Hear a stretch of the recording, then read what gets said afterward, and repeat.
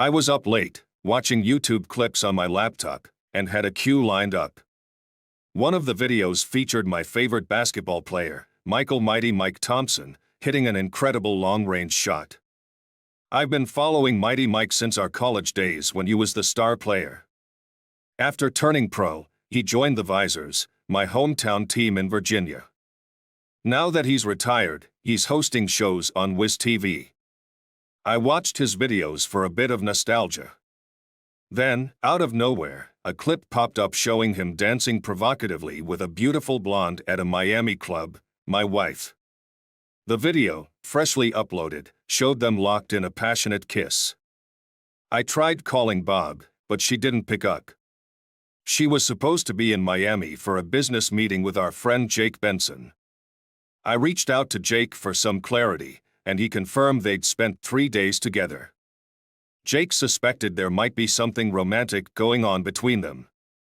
After a few apologies and discussions, we planned to confront Bob. Jake suggested she might still be at the hotel, albeit in a different room, and mentioned that Mighty Mike lived nearby. I didn't want to bring it up with her just yet. If she asks, I'll explain. Fair enough. Talk to you later. Bob and I first crossed paths in college during our senior year. It was in our math class. As I walked in, I saw her drawing in her notebook surrounded by a bunch of shy, nerdy guys. I decided to sit next to her. She made a joke about the lack of competition, and we clicked right away. I'm not your typical nerd, standing at 1.73 meters and weighing 68 kilograms, with brown eyes and hair. She seemed intrigued by my confidence.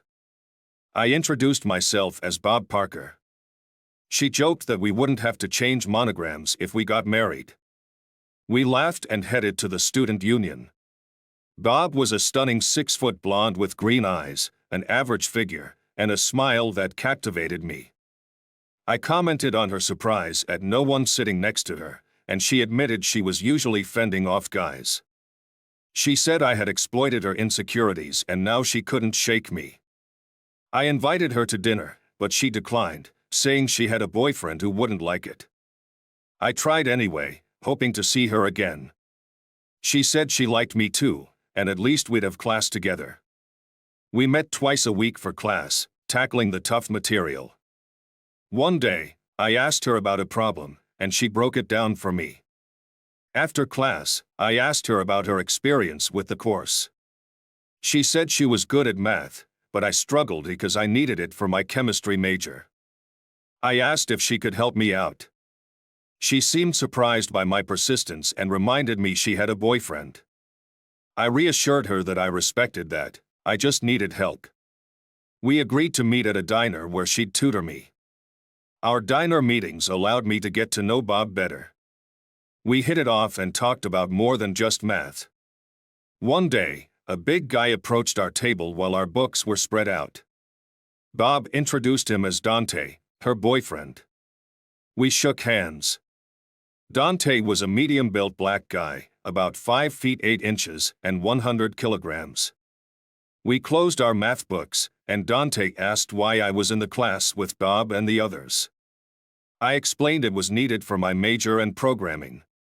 We then discussed why some majors required unrelated courses. Dante mentioned he was interested in physical training and wanted to become a high school teacher or pursue hockey professionally. Bob was aiming for a career in business, drawn by the prospect of making money. As the semester went on, I spent more time with Bob. I invited her and Dante to dinner at my off-campus apartment, along with Dante's neighbor, Rachel. The dinner went well, with fish stew, spinach salad, and dessert. After dinner, Bob and Dante played bridge with Rachel and me. Surprisingly, they enjoyed the game. Bob and I won, and we bonded over her unique bidding system. Rachel stayed over, but we both knew our relationship was strictly physical since she had a boyfriend back home. That night turned pivotal when Bob invited me to a backup bridge tournament at the Army baseball field. I agreed, unaware of what was about to unfold. 2 days after dinner, I saw Rachel and Dante entering our building together. Curious, I followed them to Rachel's floor.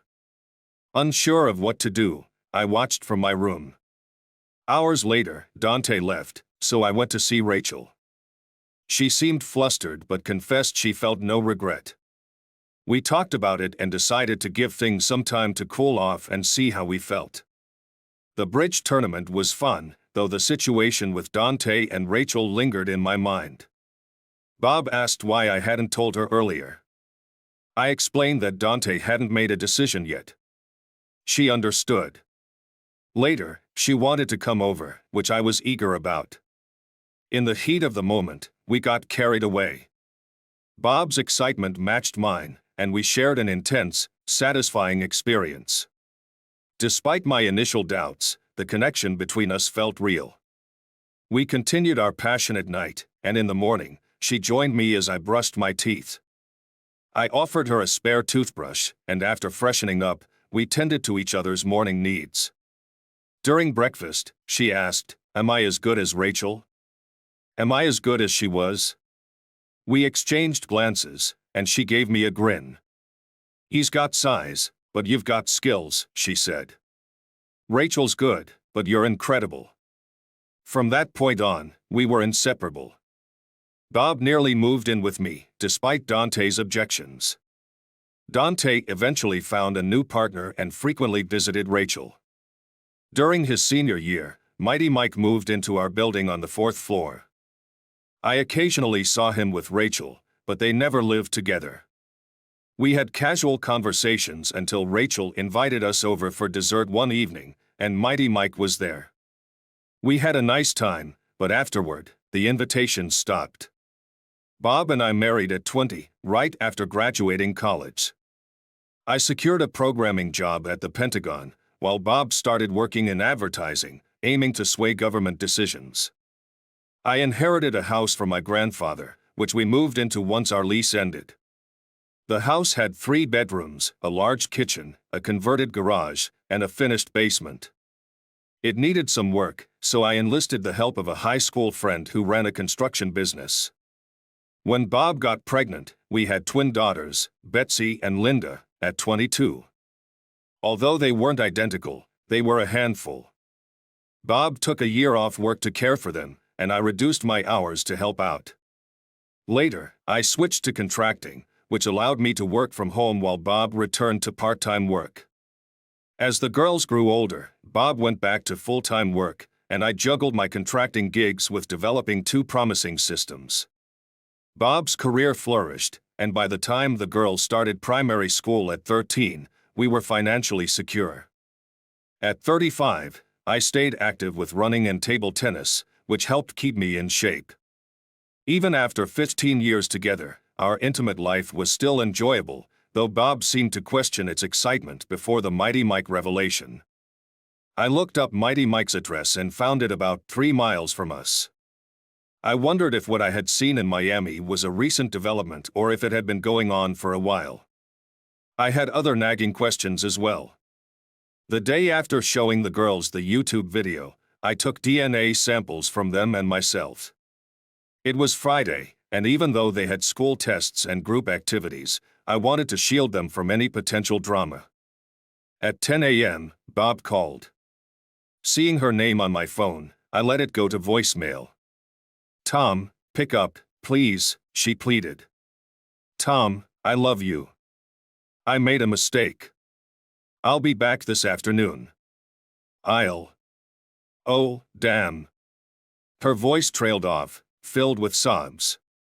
I had recently upgraded the house with an electronic entry system and changed the access code. I moved Bob's things to the furnished but unused converted garage, feeling it was necessary. Both my mother and Bob's mother reached out, eager to know my plans. I wasn't sure myself, so I could only provide limited details. I accessed Bob's Gmail account and went through a month's worth of emails, both archived and current. Despite checking the trash folder, there were no emails from Mighty Mike. Most messages were about work and the conference, with a few vague details, but they were from a colleague attending the Miami event. Bob's flight was due to arrive at noon. Ignoring her calls, I asked a friend to monitor the airport and observe who disembarked and the interactions that followed. He saw Bob exit with her work colleagues, glancing around. He recorded a video on his phone and then collected her luggage, waiting at the exit. 5 minutes after the others had left, Mighty Mike appeared. He, too, looked around before heading to baggage claim. My friend followed him while Bob waited for a taxi. Mighty Mike approached her and spoke, but she shook her head, declining. A taxi arrived, and the dispatcher ushered them both inside. My friend sent me a video. 20 minutes later, the taxi pulled up at the house, but only Bob got out, looking visibly flustered. When she found that her access code no longer worked, she knocked and rang the doorbell. I opened the door to see her in tears. "I'm so sorry, Tom. I never realized how messy this would become," she cried. "You don't belong here, Bob. I've moved your things to the garage until you find somewhere else to stay." "Maybe Elle's house would be a better fit for you," I said. "Oh, Tom, there's nothing between us. I love you," she pleaded. "You humiliated me publicly and turned me into a joke. Our daughter's at school, who knows what she's facing. You're despicable. Just get out of my sight." Her face fell, and she stumbled away, eventually sitting in the yard, crying. Mrs. Murphy, our neighbor, came out to comfort her. Bob eventually went to her mother's house. I called Nora, Bob's mother, to let her know that Bob needed support. Nora wasn't very responsive but agreed to come over in an hour. I sat in the kitchen, drinking coffee and trying to imagine what the future held. The night before, I had contacted a lawyer I knew who referred me to family law attorney Karen Brooks. I scheduled an appointment for the following Monday. About 30 minutes later, Miss Brooks called me back. "Mr. Parker, this is Karen Brooks. You've got an appointment on Monday about your wife and the basketball player?" "Yes, how did you know?" I asked. "The video doesn't identify her," she said. "Did the TV reporter find out who she is?" "Mighty Mike is making headlines, especially in the gossip columns," she explained. I realized that waiting until Monday was pointless. "Can you come in tomorrow morning, around 10? I asked. "Yes, 10 is fine. Please bring a brief summary of your relationship with your wife and Mr. Thompson, if you're familiar with him. Also, if you have any financial statements, bring those too." After we finished our conversation, she warned me to avoid making any hasty decisions. As soon as I hung up, the phone rang again. It was Mighty Mike. "Tom, I'm calling to apologize," he began. "Save it. I'm going to make sure your life is as miserable as possible," I replied calmly. There was no anger in my voice, just cold resolution. A long silence followed, and then he hung up. Now I had his number. I accessed our phone account and checked the call log from Bob's phone. I noted Elle's number and saw that Mighty Mike was only called after Bob arrived in Miami. There were also a couple of calls I couldn't access from today. I suspected their meeting in Miami was unplanned. Checking the game schedule, I saw that the team had an afternoon game in Miami on Wednesday. Since Mighty Mike was the MC, he was there on business. The doorbell rang, and I looked out to see my parents and in-laws arriving. Bob was nowhere to be seen. I let them in and offered drinks, which they declined. They took their seats, and I stood in the entrance to the living room. "Lacey," my mom began, "we had a brief talk outside. We're here to hear your thoughts." She must have sensed my despair. Later, she mentioned that my expression showed so much devastation and sadness that it was hard to believe anything could be salvaged. My dad asked, "Is there any chance you could talk to Bob?" "For what?" "She's destroyed our family. It wasn't just one night, it was 3. She didn't even try to hide it from her coworkers. And now, it's all over the news," I responded bitterly. Nora, Bob's mother, interjected, I know she made a huge mistake, Tom. She knows it too. But you have daughters and a long history together. There's still a lot worth saving. I don't see her as my wife anymore. She's just the mother of my children now, I asserted firmly. You're hurting, and your pride is wounded. But a few days shouldn't end your marriage, Nora reasoned. Nora, I respect you, but your daughter has caused irreparable damage. Please stop pushing for reconciliation. It's not going to happen, I insisted. Seeing Nora's hands raised in surrender, I continued, you all need to start thinking about life after the divorce or how to handle it when it's finalized. My mother burst into tears. Just give it a few days, Tom. Your dad and I can take the kids for the weekend. We can take them to the lake. I agreed. Just then, the girls arrived home from school. They were excited to see their grandparents but surprised to find the code had changed. They knocked on the door. Betsy excitedly talked about her friend Sharon Davis asking about the video. Linda was less informed, so I filled them in. We'll talk about it more later, I reassured them. Linda asked about her mother, and Nora explained that Bob was next door. The girls were anxious to see her. We sent them to pack, even though I was hesitant about them seeing Bob. The others thought it was necessary. Once their bags were packed, Nora fetched Bob, and they waited on the porch with their grandparents. When Bob and Nora approached, the girls didn't rush to greet her. They simply waited. From my bedroom window on the second floor, I could see and hear everything. Bob knelt down to the girls, and they hugged. Mom, Linda asked, why did you do this? How could you be with that man? Her voice cracked with emotion. Bob, sobbing, replied, I made a terrible mistake. I don't have all the answers yet, but I love you both and your dad very much. Betsy, who was always the more assertive of the two, was unimpressed. If you really loved Dad, you wouldn't have done this. You let it all be caught on video. How could you? Tears streamed down Bob's face. I'm so sorry. It was a terrible mistake, she said, hugging Linda, but Betsy pushed her away. Bob stood up and fled, heading towards her car. My parents ushered the girls into their van, and everyone went their separate ways. I remained in my room, stunned and heartbroken.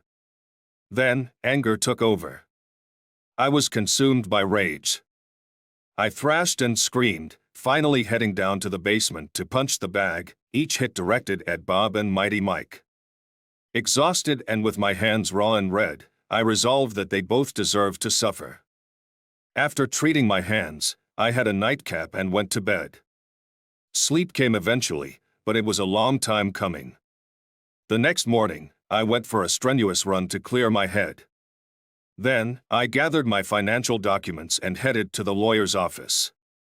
Karen Brooks, the attorney, was in her 40s, slender, with dark hair and eyes, dressed casually in jeans and a sweatshirt. We exchanged greetings as we entered the conference room. Karen Brooks, looking casual in jeans and a sweatshirt, apologized with a smile. Sorry for the informal attire. It's the weekend, and I was working on my yard. No worries at all. You look just fine, I said, trying to put her at ease. Great, let's get started, she said, leading me to the table. Miss Brooks, I need to understand my options for filing for divorce, I said. I can certainly explain those to you, she replied. But are you absolutely sure about this decision? Divorce is a complex process, especially with children involved. Yes, the twins are 13, and I'm seeking custody, I confirmed. Karen nodded. Let's first address whether you really want to end your marriage. Has this kind of situation happened before, or is this a one-time incident? I don't believe she's been unfaithful in the past, but I can't be completely sure, I admitted. So, if this is indeed true, you feel there's no way to reconcile, she summarized. No, there isn't, I said firmly, not willing to delve deeper. All right, Let's move on to the financial aspects, I suggested. We discussed our incomes and financial responsibilities concerning the children.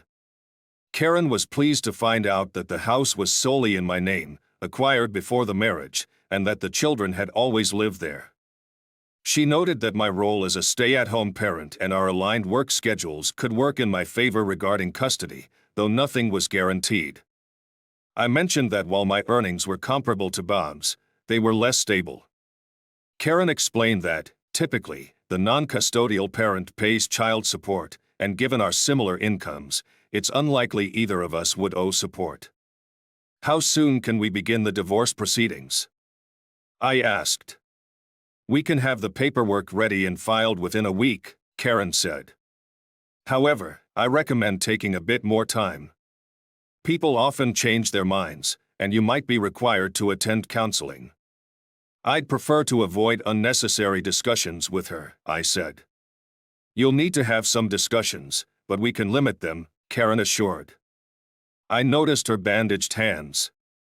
What happened to your hands? She asked. I got a bit carried away last night and took it out on a punching bag. I forgot my gloves, I explained.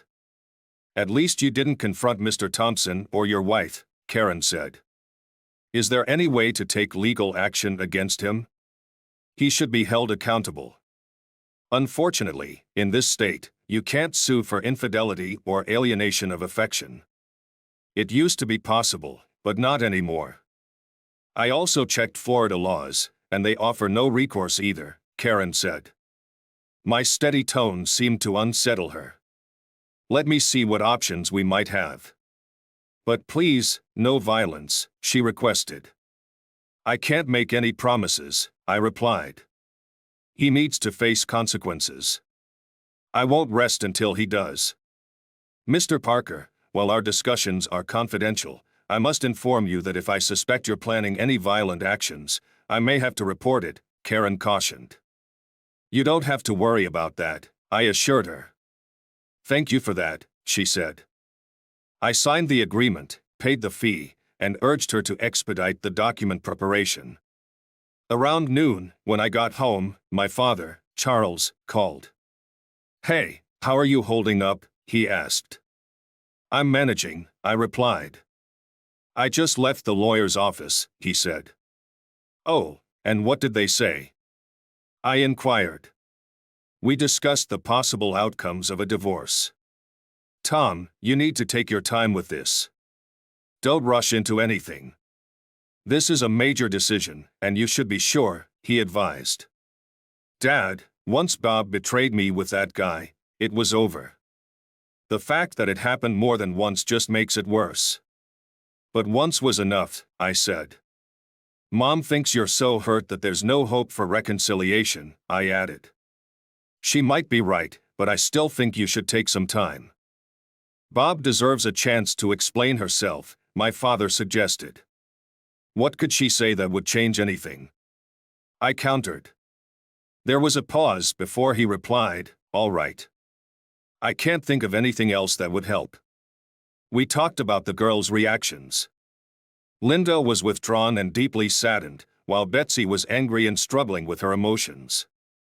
Mom is working with them, reassuring them that they won't lose their parents and that they'll always have us both, he said. We ended the call, and shortly after, the home phone rang. With no caller ID, I let it go to voicemail. It was Bob's voice. Tom, if you're there, please pick up. I need to talk to you. Tom, please, I messed up. I know it. You're the only person I can trust to talk about this. Will I lose you? She pleaded. No, I replied softly. I understand how angry and confused you must be. I'm truly sorry, she continued, her voice breaking with tears before she hung up. Her message played as tears streamed down my face. Once more, I went to the basement, this time with gloves on. I pummeled the punching bag relentlessly until exhaustion took over. Afterward, I took a shower. While some might turn to heavy drinking, I chose to channel my emotions into physical activity, like running or hitting the bag. I pondered how to deal with Michael. One thought that kept intruding was the weapon I had found, a Taurus self-loading pistol 380, while jogging. Its serial number had been erased, making it illegal, but I kept it.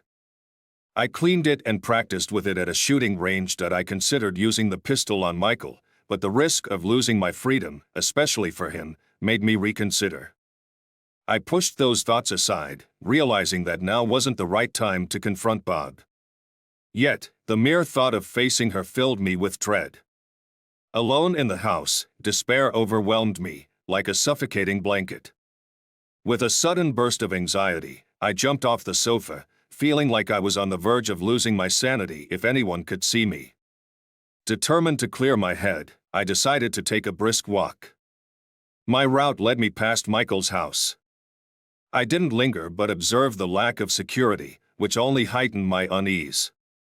The house was large, modern, and close to the street, with a basketball hoop in the driveway. Despite the empty garage and the absence of a car, I noted the spaciousness. I walked around the house, snapping a few photos with my phone before heading north. I passed Bob's parents' house, where their cars were parked out front. Bob's car remained in our garage. I quickened my pace, stopped at a store, and bought a prepaid cell phone and a Diet Pepsi. It was around 3 in the afternoon when I returned home. I made a sandwich, but ended up eating 3 slices. Once I stopped moving, the anguish returned. I retrieved the .380 pistol and drove out of town to a friend's property where they had an open shooting range. They were in Florida, so the place was empty. I fired 2 boxes of cartridges through the pistol. While it was affordable, it felt a bit heavier than I would have liked. On my way back, I stopped at a pharmacy and bought 2 neoprene thigh wraps. At home, I fashioned a makeshift body bandage to secure the pistol around my lower back. I tested its comfort during a run, and it felt satisfactory. I turned my phone back on after ignoring it all day. 11 voicemails, about 20 text messages, and numerous emails from family, friends, and colleagues awaited me, all urging me to reach out. Among them were messages from Bob, Nora, and my mother, all pleading for a conversation. Ray's messages stood out. In the first, he apologized for Bob's actions and his failure as a parent. In the second, he suggested meeting to discuss things away from the women involved. I called him, but it went to voicemail. I didn't leave a message, but he soon returned the call. "Tom, I needed to clear my head with a walk." "What's going on?" "I saw you wanted to talk. Can we meet somewhere?" "How about Raymond Park, near the basketball court?" "Sure, in about 30 minutes, I agreed. I put on jeans and slipped the .380 into my pocket, just in case I ran into Michael, who lived half a mile from the park. After a 10-minute drive, I arrived early and saw Ray already there. We greeted each other with a handshake and took a seat on a bench by the court. "I wanted to make sure you're all right.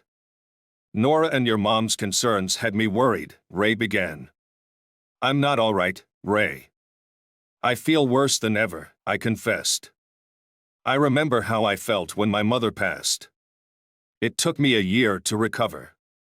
I just kept working, day after day." "That's what you should do too," he advised. "Easier said than done." "It's only been a day," I countered. "If it helps, Bob is in a really bad state. She hasn't eaten since she got to our place and barely says a word.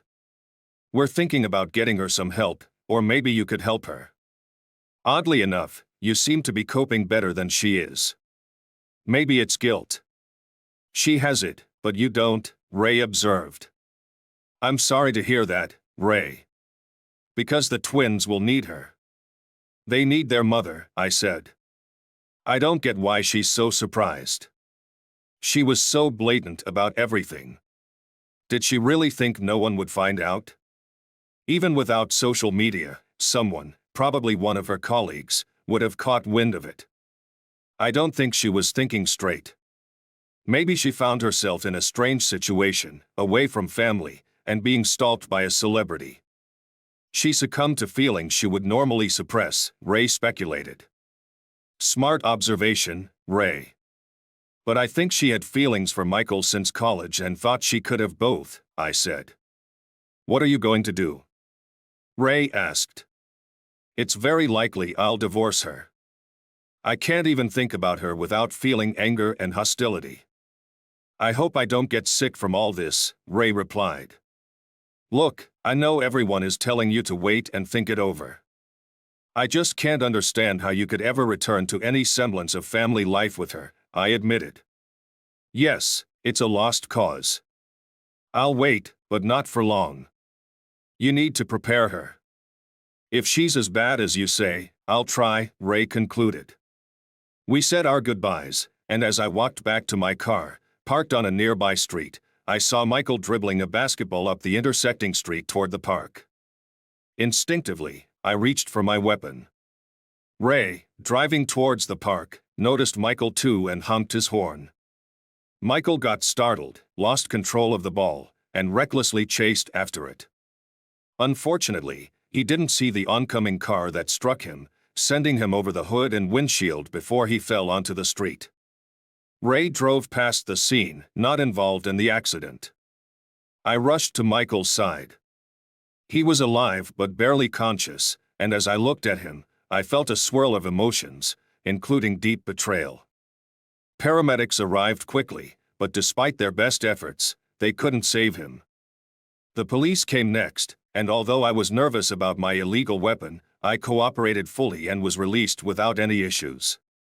About an hour later, I disposed of the pistol and headed to Ray's house to discuss the tragic accident. When I arrived and rang the bell, Nora answered. Seeing my distressed state, she asked if I wanted to see Bob.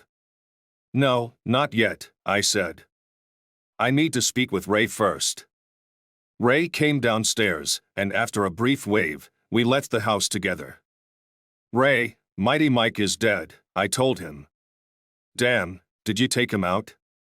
Ray asked, his concern evident. I saw you had a weapon. No, I didn't.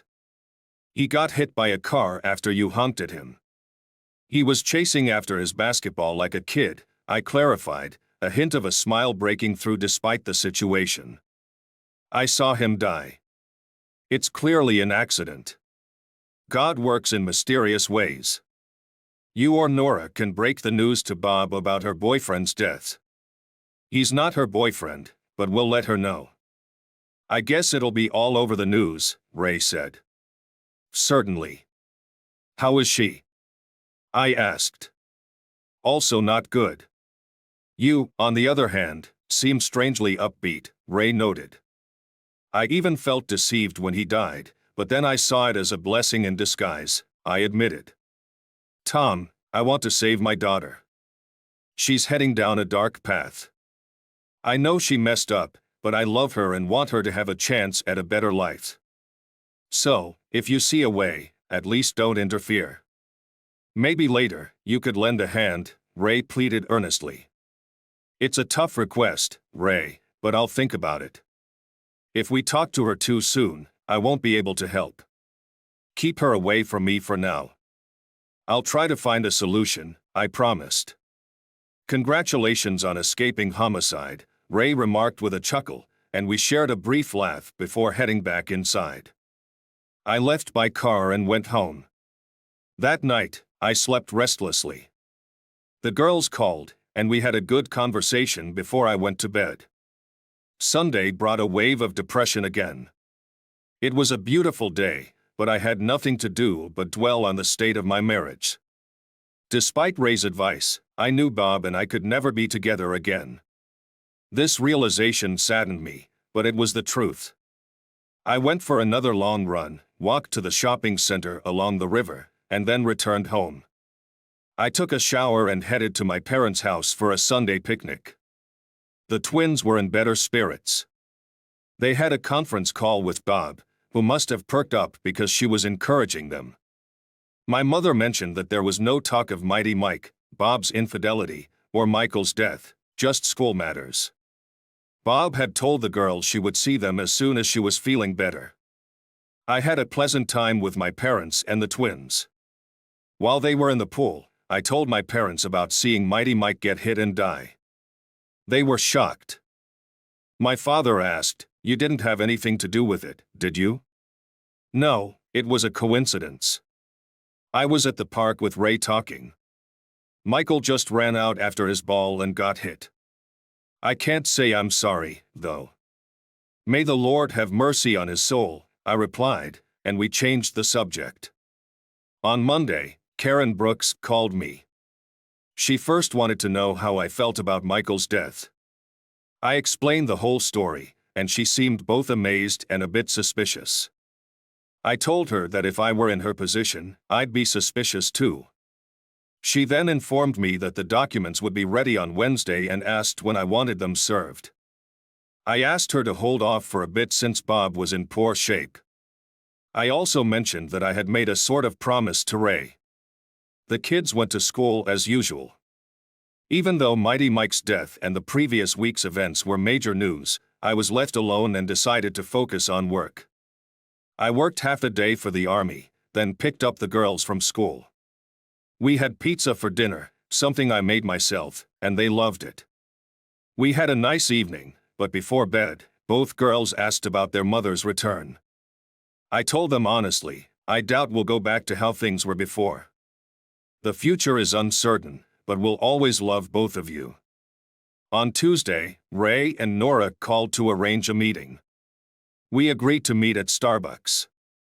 While grabbing our drinks, Ray mentioned that he had contacted a marriage counselor and suggested I consider engaging with Bob. Nora added that if we proceeded with a divorce on grounds of infidelity, the court would likely mandate counseling anyway. "Okay," I replied, "but I won't deceive anyone. Even if we explore this further, I still doubt it will benefit her." Nora reassured me, "We're not asking you to deceive anyone, just take it slow. Listen to the psychologist and communicate with Bob. Otherwise, she might face significant challenges." They didn't disclose that I had been present during Mighty Mike's accident. The first counseling session was set for the following Monday at 10 in the morning. I arrived punctually and preferred not to wait in the same room as Bob. The counselor was Linda Hayes, a psychologist and certified marriage and family counselor, a woman in her 50s, slightly plump but friendly. She welcomed us into her office. Until then, Bob and I hadn't exchanged a word. She looked unwell, pale, and kept nervously rubbing her hands. Dr. Hayes began the session by briefing us on her practice, particularly her experience with cases of infidelity. She asked about my goals for counseling. I aim to move forward in life and remain a good father to my children. However, I don't believe reconciliation in our marriage is feasible, I stated clearly. "And you, Bob, what are your goals?" Dr. Hayes inquired. "I wish to reclaim my former life. It might not be possible, but I want to remain Tom's wife, even if things can never be the same," Bob responded, her voice wavering. Dr. Hayes surveyed us both. As I understand it, Bob attended a work conference in Miami where she reconnected with a man from her university days, and they spent several nights together, she remarked. Bob nodded in confirmation. "I never imagined our affair in Miami would become public knowledge. I thought it would be a secret during my absence from the family," she explained. Dr. Hayes pressed further. "If that's the case, why did you go dancing with Mr. Thompson? You must have known he was a public figure." Bob replied, "I thought it would be fun.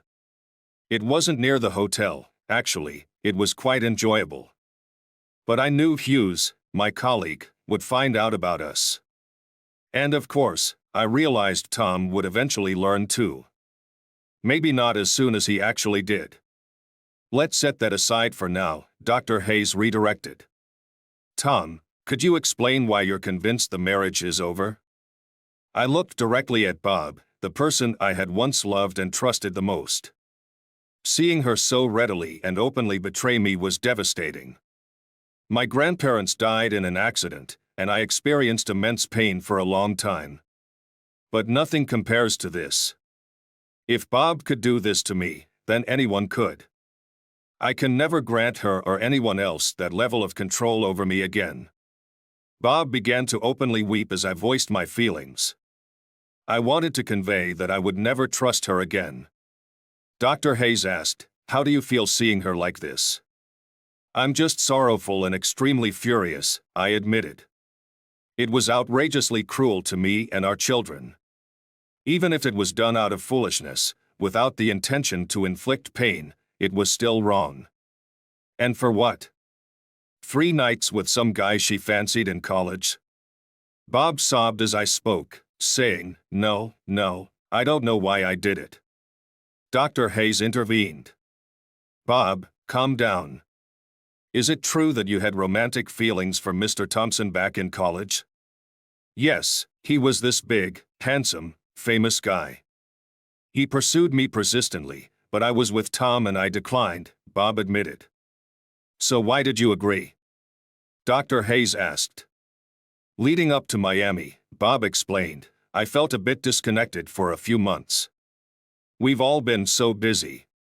I was looking forward to a few days in Miami, hoping it would re-energize me. But when I arrived and saw Michael, he hugged me tightly, and I realized I wouldn't resist if he made a move. Everything happened so fast. I can't make sense of it. We had amazing lovemaking the night before you left, didn't we?" I asked. "Or was it just pretense?" "No, it was genuine. It kept me tingling throughout the flight." "Damn, I feel awful," Bob said, crying again. My own tears flowed, but my anger surged again. I felt overwhelmed and needed to step away. I stood up and walked to the outer office. Dr. Hayes followed me. "Why don't you take a moment in the men's room? I'll talk to Bob alone first, then we'll speak in private," she suggested. I took her advice. After about 15 minutes, Bob emerged from the office, no longer crying. She said, "Sorry, Tom," and left. Dr. Hayes turned to me and asked, "How do you feel about Mr. Thompson's death?" "You know, I was there and saw him die." I felt a strange sense of relief. I could have done it myself, but he was taken out first. "It's ugly, but it's the truth," I admitted. "Now it feels like I'm left with the aftermath of this mess. This guy ruined my life over something so trivial. I feel cheated that I couldn't end him myself." Dr. Hayes inquired, "Why does Bob's affair with Michael feel like it's ruined your entire life?" "I was a devoted family man. I never expected this level of betrayal," I said. "I'll never get over it. I can't fathom trusting anyone again." Bob shattered that trust. "But it's only been a few days. Have you considered how intense the connection was between Bob and Michael?" Dr. Hayes asked. "Yes, I saw on YouTube that they were completely consumed by desire for each other," I replied. "And how did that make you feel?" she asked. "Betrayed.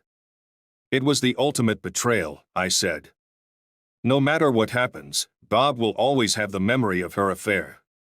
If we stayed married, I'd always suspect she was thinking of him during our intimate moments. I want to erase that memory for her, and I fully intend to." Dr. Hayes nodded. "This is a tough situation. This is someone you deeply loved." "I truly loved her deeply in the past. That's why it hurt so much." "She gutted me," I said. The session concluded. Dr. Hayes asked me to think about possible living arrangements if we separated and to detail my trip to Miami and why I felt vulnerable. I was also tasked with outlining potential paths for reconciliation before heading to Miami. I felt out of sorts, no longer finding enjoyment in the things I once loved.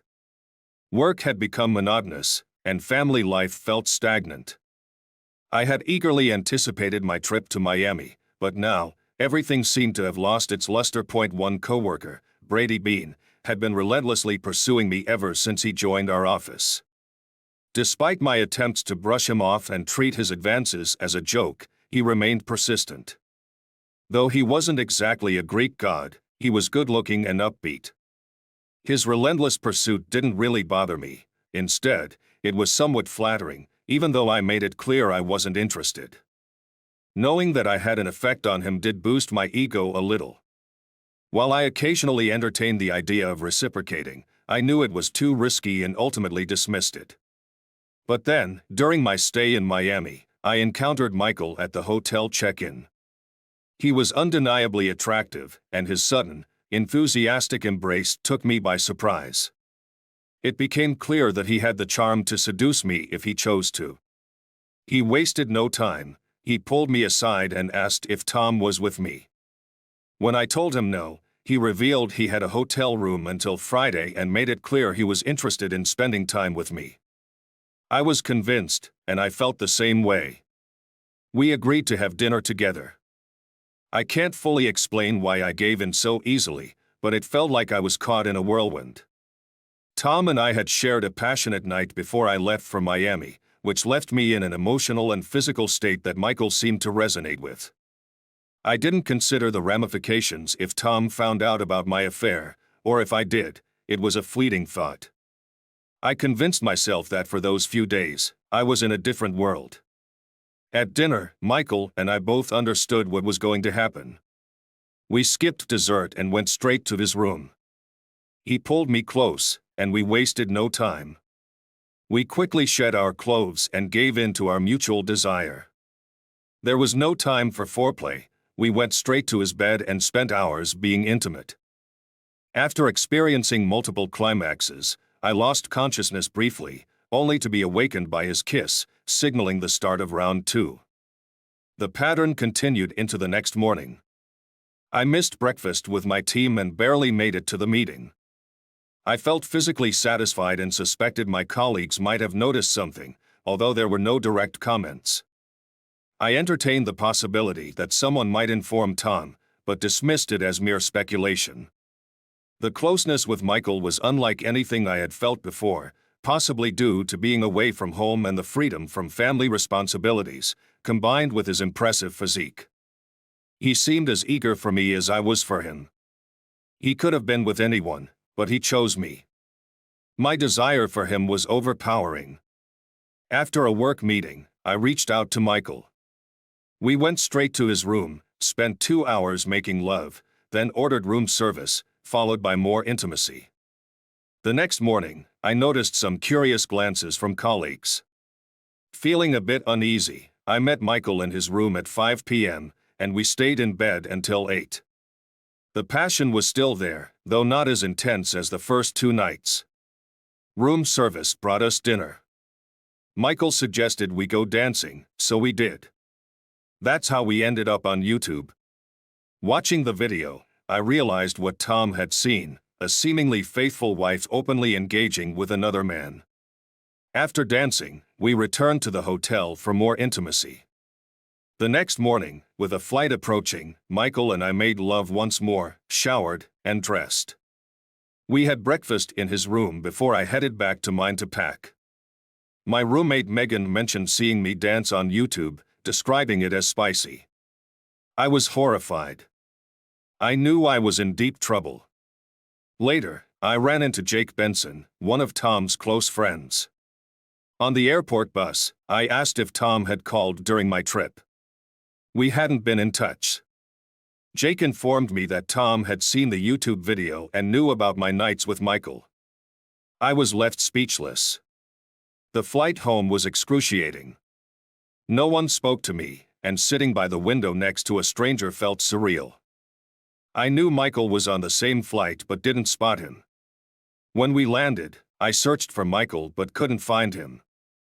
He found me at baggage claim and asked if I'd be okay. I told him it would likely never be the same. He looked dejected. Unprepared for Tom to pick me up, I waited for a taxi. When I got in, the dispatcher seated Michael with me. We were dropped off close to each other. In the cab, Michael apologized for the YouTube incident, admitting he hadn't thought it through. I remained silent, asking the driver to drop Michael off first. Back home, I couldn't face Tom's devastated and angry reaction, so I fled. Since then, I've been staying with my parents. I feel like I'm in a perpetual daze. attempts to talk to the girls have been futile. Betsy has been particularly unresponsive, which I understand. Phone calls were somewhat better, but it took me an hour to summon the courage. Now, I'm attending counseling sessions. After that first counseling session, I felt that my marriage was irreparably damaged, heavily influenced by Tom's raw expression of his feelings. I'm now struggling with how to navigate his anger and sorrow. I don't know how I could possibly regain his trust. I realize I don't deserve him. And then there's Michael. He's gone, killed in a car accident. When my mother told me, I felt an overwhelming sense of sorrow. During our taxi ride, Michael had urged me to call him. I could have, but now he's no longer here. His absence only deepens my feeling of emptiness. If I ever become intimate with someone else, I'm sure the memories of Michael would linger. But right now, I'm not even sure if that's possible. I can't escape the feeling that if I had just turned Michael down, he might still be alive. It doesn't make much logical sense, but it's a thought that keeps gnawing at me. I feel completely adrift. At home, there's been a gradual improvement, though it's still a struggle. The twins are adjusting to school, but it's been tough for them. Betsy's resentment towards me lingers, and Linda misses her mother deeply. Our nightly video calls with Bob are brief, making it hard to gauge how she's really doing. In our second counseling session, Dr. Hayes arranged individual meetings before bringing us together. She pushed us to think about what might help mend our fractured relationship. While I couldn't see a clear path to rebuilding trust, I wondered if understanding Bob's motivations for her affair might offer some insight. Despite her apologies, I'm skeptical about her sincerity. It seems to me like Bob was chasing a temporary thrill without considering the consequences, maybe even wanting to get caught as a cry for help. Her pleas for forgiveness feel hollow, and I'm unsure if I could ever trust her again. It feels like I'm standing next to a ticking time bomb, and I can't ignore it any longer. So, I've decided to move forward with the divorce. As I received the divorce papers today, I reflected on how our marriage had deteriorated. Tom's demeanor during our recent session showed a resigned acceptance, a quiet acknowledgement that our relationship was reaching its end. This acceptance marked a significant shift, signaling the true beginning of our separation. Returning to work, the environment was tense. Colleagues shot me judgmental looks, and even Brady Bean seemed to avoid me, a stark reminder of the fallout from my actions. I met with my lawyer to sort out custody arrangements, knowing that Tom's role as the primary homeowner would likely give him more custody rights. Despite the turmoil, I chose to be honest about my infidelity to speed up the legal process. Surprisingly, neither Tom nor I had any major disputes over financial matters, which might be a sign of how deeply our marriage was wounded. Looking back, I feel detached from Michael's role in the affair. While I own up to my mistakes, I also recognize his part in the betrayal. Dr. Hayes' exploration of my behavior suggested I was seeking excitement, but the reality is far from liberating. Instead, I'm grappling with a deep sense of loss and emptiness. My appetite and interest in intimacy have waned, and despite the allure of a freer life, I feel disconnected and uninterested in new social interactions. As I navigate this difficult period, I wonder how long this sadness will last and whether I'll ever find peace amidst the wreckage of my marriage. The divorce proceedings are now concluded, with me granted primary custody of the twins while Bob will have visitation rights every other weekend, 2 weeks in the summer, and during Thanksgiving or Christmas. Despite the separation, we've kept up a routine for the girls, ensuring they get gifts for each holiday, with Christmas being a bit more generous. Bob lives just 2 miles away in her own apartment, and I've invited Ray and Nora to visit frequently to maintain their connection with the girls during Bob's weekends. In my personal life, I've tentatively re-entered the dating scene, socializing with divorced acquaintances, including 3 women from our old friend group. These interactions are casual, dinners or bowling outings, with a clear understanding that I'm not ready for anything serious. Some might hope for my eventual healing, but I remain skeptical, still haunted by Bob's betrayal. The thought of her with another man continues to torment me, a wound that refuses to heal despite my efforts to move on. The twins are adjusting to this new reality. Linda shows kindness towards Bob, while Betsy's lingering resentment mirrors my own guardedness. This dynamic is largely unspoken between Bob and me, as we avoid direct communication to lessen the pain. Nora's concerns for Bob's well-being are noted, but I struggle to muster any sympathy, still wrestling with unanswered questions about her actions. I'm eager to close this chapter of my life, but its impact remains a constant reminder of betrayal and shattered trust. It's tempting to attribute everything to a series of coincidences: Bob's discontent, the opportunity to go to Miami, and meeting Michael, all converged to unravel our marriage. It feels like a dead end, a point of no return. Update: 1 year later, Ray Cooper was on the golf course when his usual foursome was disrupted by the presence of an old friend, Sam Murphy. As they walked from the 9th tee, their conversation turned personal. "How are you holding up, Sam?" Ray asked. "I'm getting by," Sam replied, his voice tinged with resignation. I decided to confront it directly. I followed him from his house, just as you suggested. It was routine, his Saturday golf game, even in retirement. "It was shocking to read about it in the papers," Ray said. "I never imagined he'd dash into the street like that. I felt like I had to act." Sam nodded. "Your honk probably startled him." It shook me, too. It felt like some sort of twisted fate protecting Tom just in time. But seeing him die right there was a shock. I called for help immediately. "And Tom?" Ray asked. "He was right there," Sam said somberly. It left me questioning everything. I knew Tom had a weapon. I was afraid he'd eventually take matters into his own hands. He had every right to be angry. But did Michael deserve to die? It's hard to say. What's clear is that Tom and the girls deserve to be safe. So did Bob. It's a heavy burden.